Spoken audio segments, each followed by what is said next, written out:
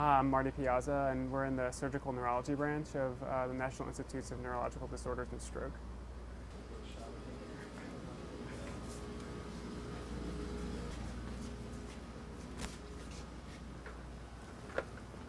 So I'm looking kind of at a general disease process that occurs in a lot of brain tumors. I'm looking at edema, which is a type of swelling or fluid collection that's associated with tumors, and looking for ways to combat that.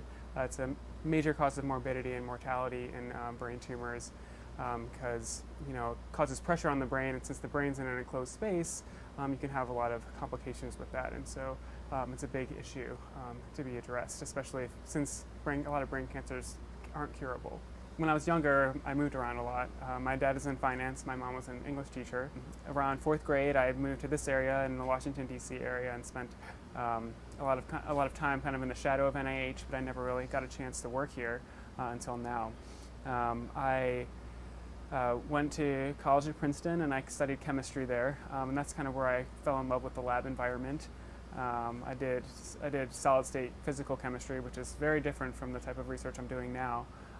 But just that kind of mindset that you're trying to find a question and answer it that no one else knows about. It's really exciting to be able to do that. So once I graduated from Princeton, I did a master's in biophysics and physiology at Georgetown, just up the road from here, and that kind of solidified my desire to go into a medical career path. And I went to medical school, got involved in a lot of clinical research, but was kind of wanting to get back to that lab environment, and so that's kind of what led me to this program. So one thing you don't really get exposed to unless you kind of know where to look for it is this ability to kind of answer questions that no one knows the answer to.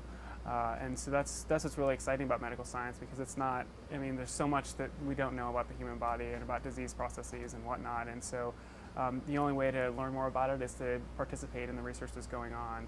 For me, that's what's the most exciting part about it, is that no one else knows what I'm doing, and being able to not only execute the experiments, but be able to talk to other people who are knowledgeable about these disease processes and kind of collaborate with them, and that's really exciting for me. Most of the work I do is looking at MRI scans, which is what we use to look at brain problems and brain disease processes. And I also do a lot of tissue preparation and staining for different proteins that we see in brain tissue in the microscope. And I also, along with that goes a lot of pipetting and stuff like that. So I get to do a lot of different things and wear a lot of different hats, which is really exciting. Someone explained it to me when I first got here, and I think it's very true, is that medicine is all about you have a disease process and this is how you fix it. This is what is known. This is how you do it. Whereas research is very different. This is what people think. We want to disprove them and figure out another way to fix the problem better. And so that's not a mindset that I'm used to, and it's something that I'm learning, and I think it's really exciting that I actually get to participate in that fixing of a problem.